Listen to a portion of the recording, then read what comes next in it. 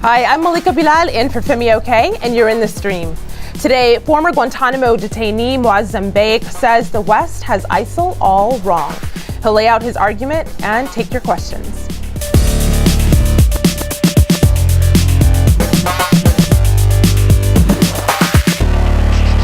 Our digital producer, Omar Radar, is here looking out for all of your live feedback. Omar, I know, of course, there are a lot of questions already coming in for our guests. What do they center on? You know, lots of questions, and primarily from people who disagree on whether a military approach is the right way to deal with ISIL or whether there are other approaches to dealing with them.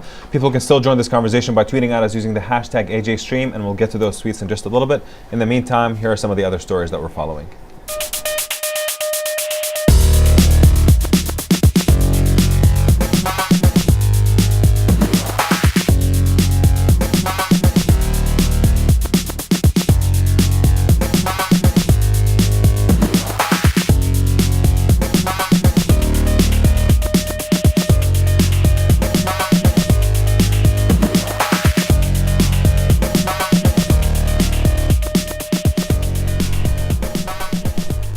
Activist and former Guantanamo detainee Moazzam Begg believes Western countries have it completely wrong when it comes to dealing with the Islamic State of Iraq and the Levant, also known as ISIL. Begg also claims the British government is wrongfully prosecuting citizens for alleged links to the group. In fact, Begg himself was recently released from a UK jail after being held for months on similar charges, which were later dropped. Now he's requesting amnesty for British citizens wanting to return home from fighting with groups like ISIL in Iraq and Syria. He also says U.S. actions have made the situation much worse. Moazzam joins us via Skype from London to discuss his views. Also from London, Robin Simcox, research fellow with the Henry Jackson Society think tank. In Manchester, England, Mohammed Shafiq, chief executive of the Ramadhan Foundation, a Muslim youth organization. And in Beirut, journalist Ruth Michaelson. She's followed Moazzam's case. Welcome everyone to the stream. Moazzam, of course, I'll start with you. In your view, what is it that Western nations have got wrong in the approach to ISIL? I think the most important thing to remember is that ISIL only developed as a result of being the Islamic State in Iraq, which was formed out of Al-Qaeda in Iraq, which only existed and came to light and to power after the US-led invasion, and we all know this. So when they pushed into Syria, first of all, it's important to remember that ISIL was responsible for spilling the blood of more Muslims from other Islamic groups ever than any other. So before the West became involved in this mess, that was what was taking place. What they did, and it's really important we note this, when the West-led airstrikes were carried out against ISIS, they didn't just strike ISIS. They struck Jabhat al-Nusra, the al-Nusra Front. They struck Ahrar al-Sham, which was part of the Islamic Front, which is the largest Islamic group that's fighting the Assad regime as well as ISIS. And they struck all of these groups. And the only conclusion you can reach is one or two. Either they were extremely uninformed, which I doubt. It was done on purpose. And if that's the case, what they did was to drive those who were fighting ISIS into ISIS's lap.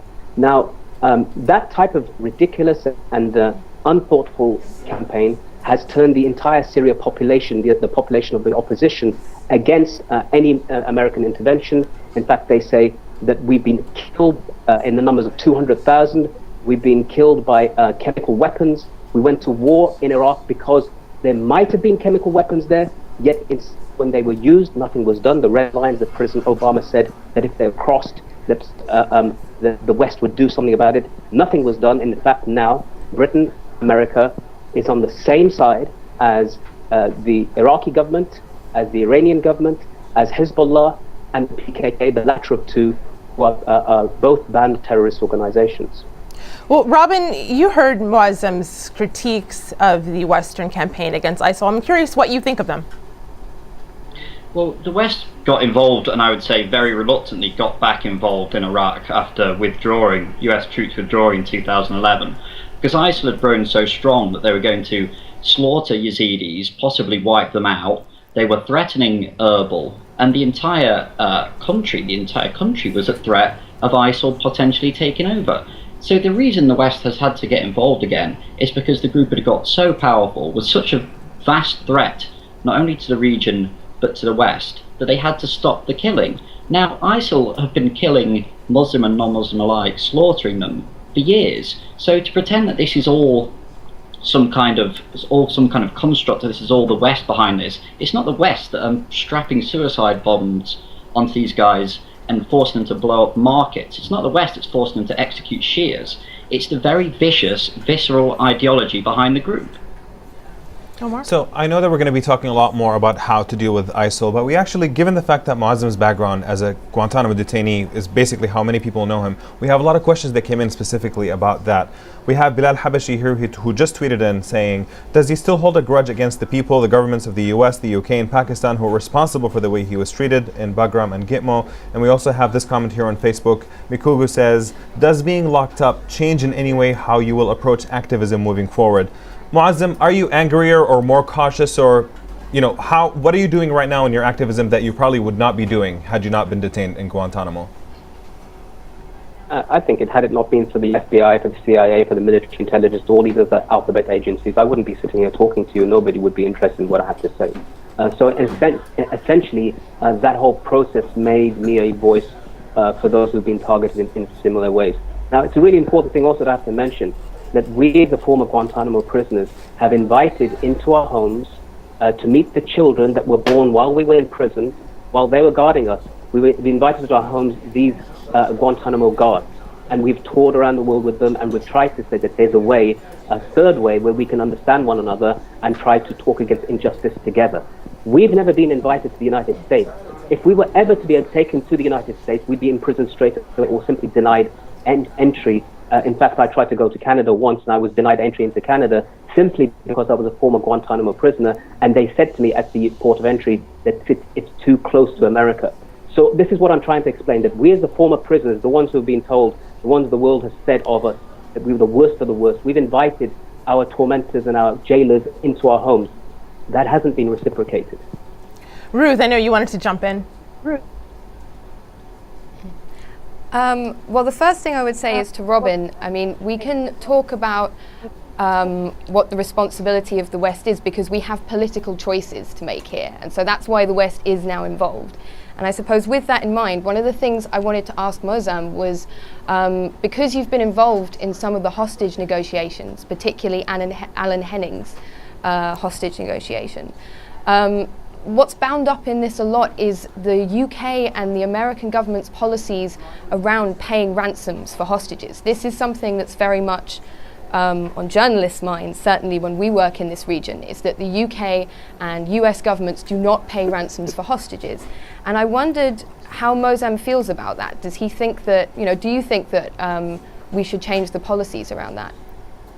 Moazzam, we're directing that to you. She's directing that to you, but I do want our audience to know Alan Henning, of course, was an aid worker who was captured and was beheaded in October. And of course, Moazzam, you told the BBC in October that you attempted to get involved in the freeing of him as a hostage. This is a quote that I pulled up on my screen here. What I do know, you told the BBC, is that the message that I was going to deliver could probably not have been delivered by anybody else. You went on to say because of the language, the terminology, the understanding, the connection that I could have made to that world was very specific and exclusive to me. So what became of that attempt to help free Alan?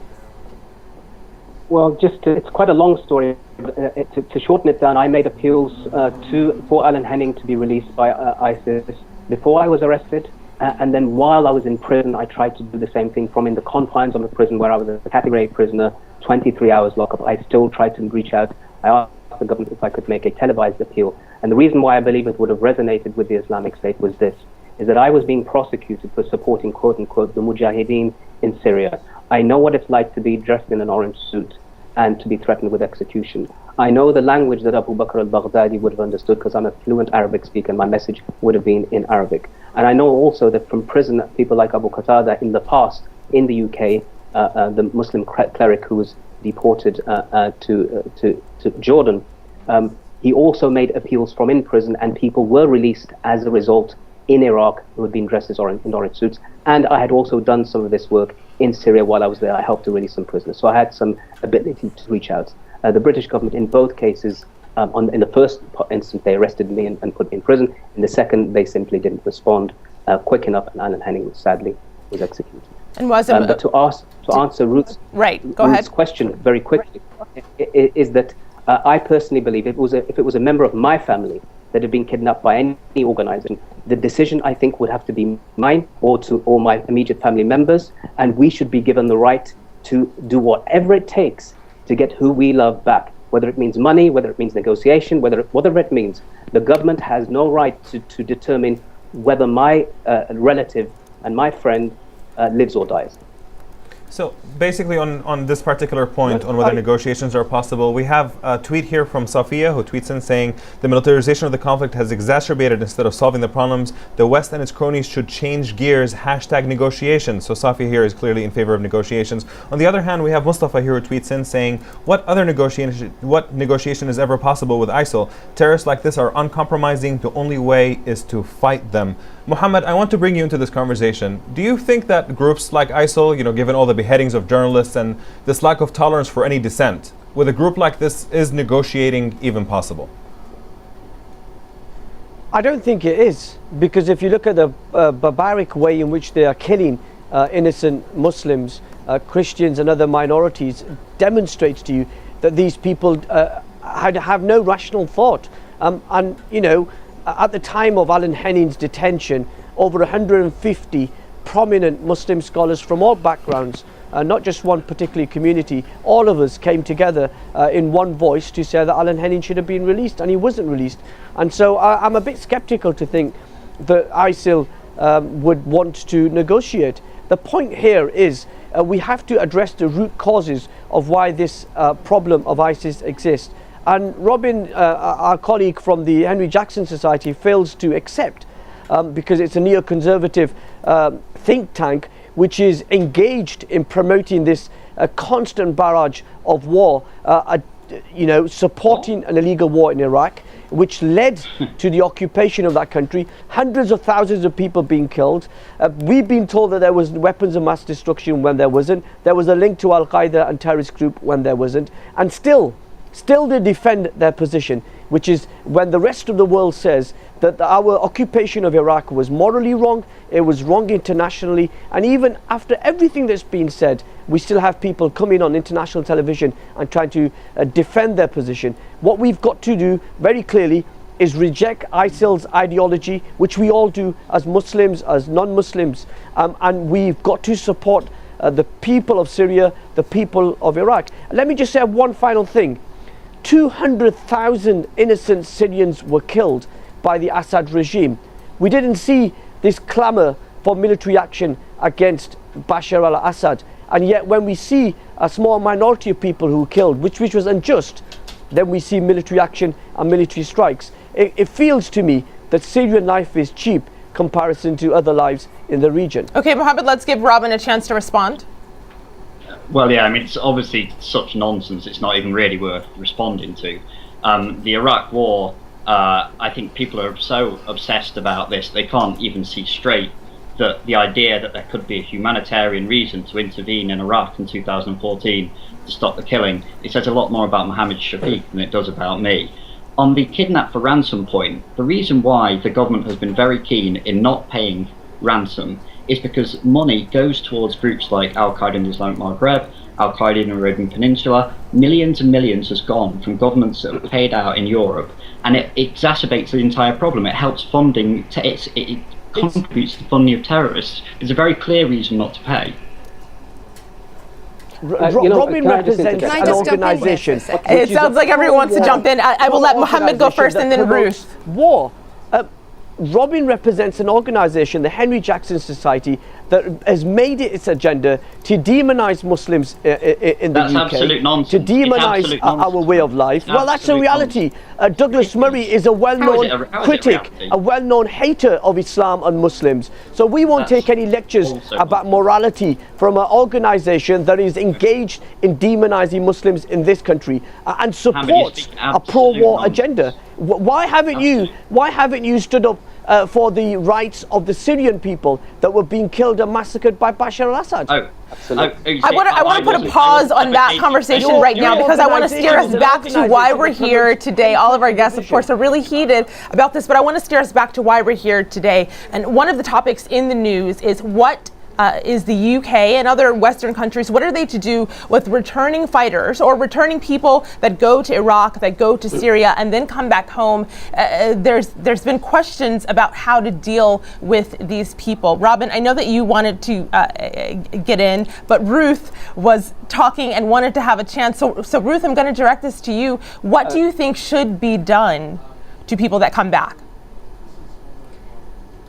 Well, we've certainly heard some talk by David Cameron that you should revoke people's passports. I think one of the things that we've seen is that the UK government really doesn't have a coherent policy about this. You have one branch of the UK government saying, let's get rid of people's passports, arrest people on sight, don't let them back in the country. And then you have other branches of the government, like the Foreign Office, who worked with Moazzam and needed to work with him in order to negotiate over hostages. So I think the first thing that I would say is that the UK government needs to consult within itself. It needs to, speak to the security services. It needs to have a consultation about, to have an honest discussion about what really needs to happen. I think, as far as I understand it from the statistics, we've seen about 30 to 50 UK citizens come back so far. I personally think that we need to really re-examine our kind of policies that push people to go and join ISIL in the first place. I think the problem comes from there. My belief is that this really is a deeply political problem, and we need to have political solutions to solve it. Of course, Moazzam, you heard Ruth reference you. Go ahead. Yeah. There's a big misunderstanding here with everybody. Everybody's focused so much on ISIL. Let me just explain to you something. I was held in Belmarsh and I was in prison, so we're the target people. Let us be the experts in our own lives. And let me just tell you, I wasn't with ISIS. ISIS didn't even exist when I went to Syria. And the majority of the people who are being prosecuted in Britain as we speak were not with ISIS. And those who did come back left often because of ISIS. And Moazzam, how do you know this? How do you know this? In between different, because I was in prison with them. I was talking to them every single day. I was in prison with them for 7 to 8 months. And in fact, if you look at, this is the problem, that we've been so taken over by this whole talk of ISIS that we fail to recognize what's happening in Syria in real terms. Why did people go there in the first place? Why is Britain prosecuting a person in Derry, for example, right now as we speak? He said before he was arrested, he did an interview from Syria, that I'm with this organization that's fighting ISIS. When he returned, he was arrested and he's being prosecuted now. Now, on the other hand, you've got British mercenaries going out to fight with the various militias that exist over there. That include the Peshmerga, but also the terrorist designated PKK and the Hezbollah. Now, there's British non-Muslims fighting with these organizations. Are they being threatened with passport removal? Are they being threatened with prosecution? Today, just a few days ago, 2-3 days ago, a British man was arrested and convicted, even though he had nail bombs that he was making in this country, in Manchester. He had a list of targets and he wanted to cause mayhem in this country. He wasn't charged under terrorism laws. He was charged under the 1886 Explosives Act. Yet a Muslim who's not a threat to this country, every time there's a Syria-related threat in this country, every time there's a Syria-related arrest in this country, the police quickly follow up by saying there was no threat to the British public. Now, what kind of a double parallel legal system have we got? One for Muslims and one for others? This is ridiculous. And if the Henry Jackson Society and people like them cared about rights and cared about freedom and so forth, they would point this out, but they never do because they're completely hypocritical and they're the ones who are part of the problem, not the solution. So we have actually a different suggestion about what to do with people who are returning to Europe. We have Sarah here who tweeted in saying, treat them as a resource, not as a threat. Leverage their experiences and disillusionment in ways to dissuade others from going. She goes on to say, I see more long-term value educating many than just punishing the person who actually went. Mohammed, do you agree that the people who are returning, who were there fighting and maybe disillusioned with what they've seen, could actually be a resource and could be useful? Absolutely, yeah. I mean, look, we've got to differentiate between those that are involved in terrorism in Syria, those people that have been involved in beheading, if they come back, then absolutely right that the justice should be served on those individuals. But are there some people who've gone over with this mindset of helping the Syrian people and have got sucked in to ISIL or other organizations in Syria and are now regretting that fact? Then surely we should bring them back, we should talk to them, we should make sure that they don't pose a threat to our national security, and then they should be let in. But I just want to pick up on two other points. One is in regards to the government strategy, the British government strategy in taking away British passports and banning people. I mean, it just doesn't make sense that when we are asking our citizens who don't have any more citizenship anywhere else, that we're banning them on a temporary basis. We've got to reintegrate them back into society and make sure that if they are a threat to our national security, if they're a threat to our nation, that we take them on. But in the end, the solution to this problem rests in supporting the Syrian and the Syrian people and the Iraqi government and people working there. ISIL doesn't represent anybody. And we've got to confront it and defeat it. And I'm absolutely certain that the vast majority of Muslims watching this and Muslims around the world reject their ideology, reject their barbarity, and reject their evil. And anybody who wants to associate themselves with that ideology and with that brutality, then those people should be held to account for their actions whilst they're in Syria. Robin, I know you've been sitting on your tongue trying to get in. Robin, go ahead. I must respond to a couple of things. First of all, the accusations of hypocrisy.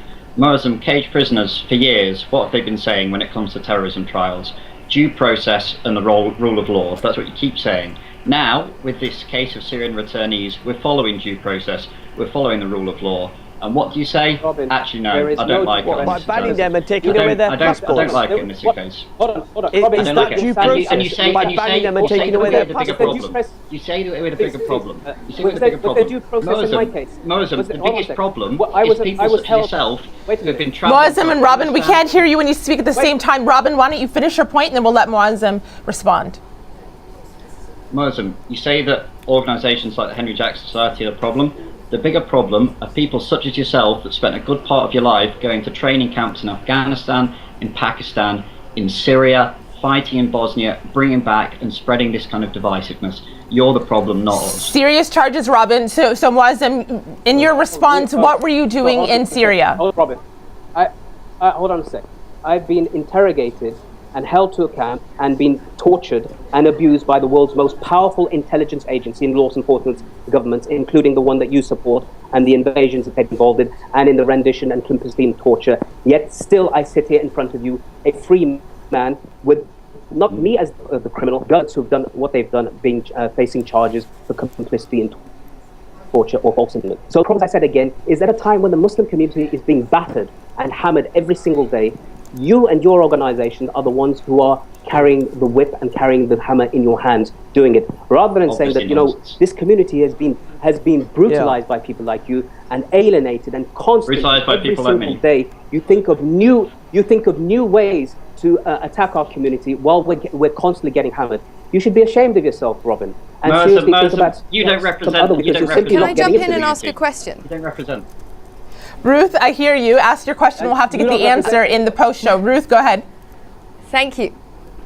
Sure. I have a question for Robin. Would you say that people returning to the UK, spreading this kind of divisiveness, as you call it, would you call the men that have gone off to fight with the Kurdish forces, would you say the same thing to them?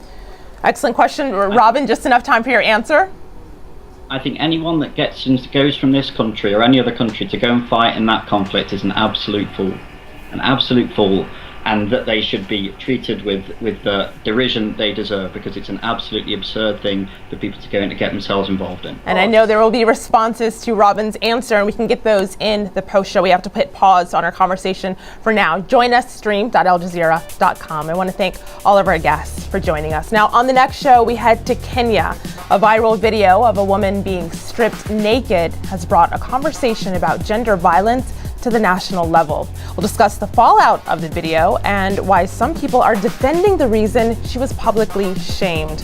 Until then, we'll see you online.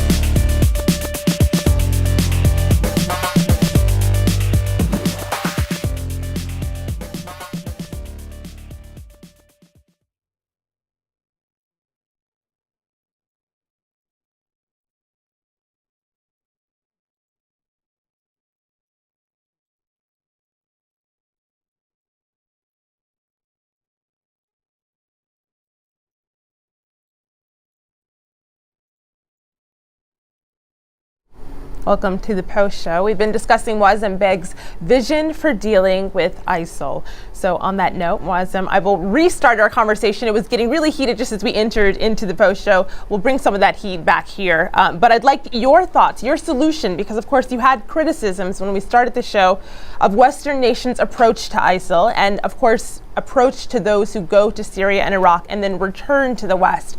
What do you think should be done, Moazzam? What we can do is eliminate what we shouldn't do. And what we shouldn't do is invade those regions like we've done in the past. We've had 3 invasions of Iraq over the past 20 to 30 years, and they've all led to disaster. Moazzam, of course, that is a prescription for the future. I mean, I agree with you there that it's a prescription for the future, but in the short term, because there have been invasions, and so we have this issue that we're dealing with now. There are no short-term solutions. There are no quick fixes. Islamic State is here to stay. They fulfill all of the conditions of an Islamic State except for one, and that is legitimacy in terms of the Muslim world. They don't have that, even as far as the Al-Nusra Front or Al-Qaeda Central or Abu Qatada or people like that are concerned. They don't have that legitimacy, but everything else they do have. Do you think there's a possibility that that legitimacy might come? I don't think so. I don't see any in the near future, but there is a possibility in the sense that if they begin to stop being less brutal, if they begin to start dealing with their people as human beings as opposed to people that they just want to behead along, then it's possible. But the truth is, the de facto reality is they're here to stay. You can't dislodge them. Everybody's tried thus far. So what are you going to do? Kill more of them? And when you kill them, by the way... Could I jump in for a second there? I have a potential, maybe not short-term solution. Go ahead. Hi. Well, one of the things I wanted to point out was that, ISIL make $2 million a day from oil sales. And one of the things that has happened so far is that although there have been US airstrikes looking to hitting their oil refineries, they haven't hit any of the oil wells or the infrastructure. The US have said that they wanted to preserve this infrastructure for later on. But the net result is that ISIL is still able to sell their oil on the open market through the Assad regime and through Turkey. Now, if we were able to cut this off, it would have a huge financial impact on the group, and it would have a big impact on their power. So that is one solution. It's not the entire solution, but it would definitely help, certainly in the short term. Omar? So we actually have a video comment here from Yasmina. Take a listen to this.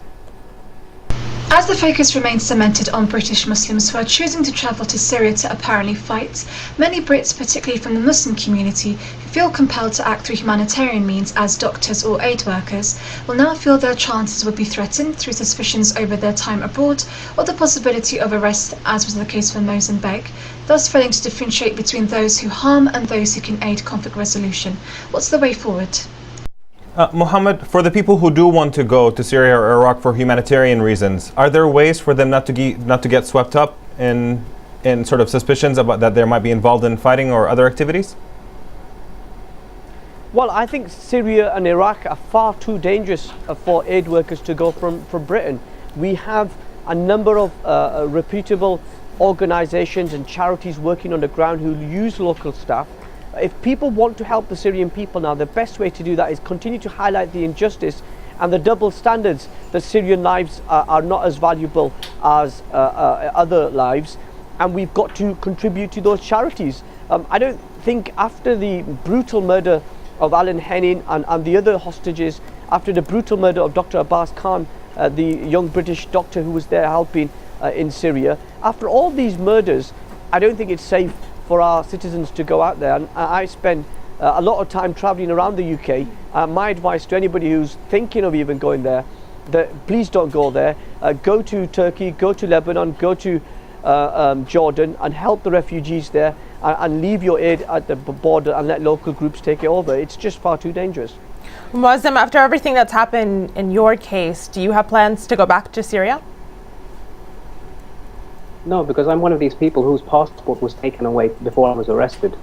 And again, this is the type of thing that's happening to people anyway. That if a person wants to go to help those people who are suffering arguably the greatest humanitarian disaster in times, and we're saying that they shouldn't go. Mohammed's quite right in terms of danger for individuals and journalists and so forth.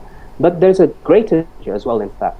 And that danger is coming back home, because what we've got happening, and here Robin will know this, because Mr. Shawcross, who used to be part of his Henry Jackson Society, is now the head of the Commission. And the Charity Commission now, surprisingly, is investigating Muslim charities right across the board. Those same Muslim charities who are the only ones almost bringing aid into Syria because they're the only ones who've got credibility. So now this witch hunt is beginning and continuing from this same organization. As I said before, they're not part of the solution, they're part of the problem. And the problem is Islamophobia. And they think that open season on Muslims is okay. The way to tell them it's not, and we're going to challenge you at every level. So, Ruth, for the youth who are in Europe, we have a disagreement in our online community about how to discourage them basically from going, a disagreement on what motivates them. We have Linda here who tweets in saying, fix their economies, create jobs, improve their education system. On the other hand, we have Aaron here who says, fix the oppressive conditions in which the Syrian and Iraqi people live each day. In your view, is it more about the circumstances that these youth live in Europe, or is it about what's actually happening in Iraq and Syria? I would say it's a bit of both. I think one of the things that you need to look at is that if we talk about, fixing economic conditions or people's job prospects in Europe, some of the people that have gone off to fight or to be part of ISIL are very highly educated. So I don't think it's necessarily the case that you can just say that these are people with no prospects. But I do think that the root cause comes from the environment in the West. It comes from the kind of exclusivity that we've seen against Muslims following the war on terror. I mean, I think one of the things you need to look at is that, the highest number of people, foreign fighters or foreign people that have gone to fight or be part of the Islamic State are from France. And this is a country where, you have Marine Le Pen saying if she gets into power, she's going to demolish mosques. I think those two things are related. Before there is a separate issue. Just one. Sorry. Mohammed and Moazzam. Mohammed, you go first. I was just going to say that there is another issue in regards to the root causes. The reason why people are wanting to go out there is because of the oppression and the injustice and the brutal killing that we've seen from Bashar al-Assad over the last 4 years.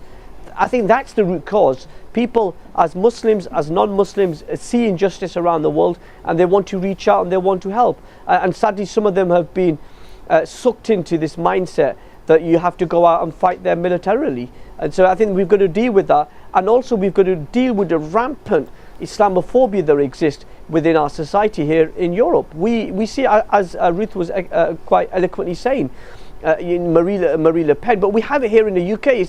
It's the Henry Jackson Society. It's right-wing neoconservative MPs am I going to get a chance push to this respond narrative to any of this that somehow nonsense? there is a Muslim. You will. I'm looking forward to your response, Robin. That you demonize Muslims and you demonize our way of life. And if there was an award for demonization of Muslims, I think the Henry Jackson Society will probably get a gold medal. Robin? Well, we've spent an awful lot of time of this show hearing nonsensical conspiratorial rantings from two of the panelists. It's almost as if the organisation I work for is responsible for the entirety of the world's problems. Terrorism, radicalisation, all the cause of the Henry Jackson Society, apparently. Which your organisation carries out. Islamist ideology, probably the cause of the Henry Jackson Society. I think this is a really, really serious discussion that we should be having about ISIL and our response. And I'm afraid to say that a lot of it has been taken up by baseless, pretty strange, to be honest, accusations by half the panel. And interesting how you don't want to talk about your record of your organisation. We've got a problem. Yes, I accept that. There's an ideology. There's an ideology of terrorism. There's an ideology of terrorism. There's a mindset of violence that we've got to confront. Many of us, Robin, have been subjected to death threats from these terrorists. I was one of them that was subjected to those death threats. So we are campaigning against terrorism. We reject terrorism. We reject that ideology, and we'll do whatever we can as a community to defeat it. But what does not help is the constant demonization that's carried out by your organisation. Now, answer that question rather than just be rubbish. Henry Jackson Society. Are you even interested in talking about ISIL? No, I'm saying answer the questions. Robin and Mohammed, of course, why this your organisation conversation is not could dealing go with this issue. on, and will continue online. Of course, Moazzam, I'd like to give you the last word before we go to our community. You've said earlier that as of right now, ISIL is an entity that's here to stay. In your view, is that a good thing or a bad thing? It doesn't make any difference, really. Remember when Al-Qaeda came along, we said that they were the worst thing ever since any other terrorist. Then the Taliban came, we said the thing. We're saying now the same thing against ISIS, and that we can't talk to them. The truth is that they are de facto here to stay. And if that is the case, we will have to open a door of negotiations with them, whether we like it or not. We did that with the IRA here, when they were bombing right across the UK. 3,000 people died in that conflict. They bombed 10 Downing Street. They hit the MI5 building. They shook the very foundations of the British government. They nearly killed Margaret Thatcher. And yet, in the end, we've got people who were part of the IRA now sitting in the Stormont government in Belfast. So, all of this talk about terrorists and terrorists and terrorists, we're sick to death of it. We have to talk about real things, including realpolitik, and we have to recognize that those people sometimes that are the most unpalatable, we will have to talk with them in order to find peace. And those people who want war, including those who want to demonize the Muslim community constantly and say that it's our ideology that's the problem, they will ensure that that sort of peace and that negotiation can never be reached. But let's remember that 200,000 people have been killed by barrel bombs and by chemical weapons. We claim that we went into Iraq to fight ISIL because of what they were doing to the Yazidis. Well, what about what they were doing? I definitely heard that point earlier in the show. Unfortunately, we have run out of time. That's why we'll have to pause the conversation now. I want to thank all of our guests and, of course, the community. And with that, what are the last words from our community? We have a couple of differing takeaways, basically, from this conversation. We have Aziri, who tweeted in saying, the double parallel legal system of the West, one for the Muslims and one for non-Muslims. Begg says it all. So his primary frustration here is directed at Western governments and the way they deal with things. But Luqman here says, talking about ISIL, that's where his primary frustration is directed at, saying their actions have caused increased hate towards Muslims and now causing every Muslim to look like a potential terrorist. Two views online. We'll continue that conversation with hashtag AJStream. Now on the next show, we head to Kenya. A viral video of a woman being stripped naked has brought a conversation about gender violence to the national level. We'll discuss the fallout of the video and why some people are defending the reason she was publicly shamed. Till then, we'll see you online.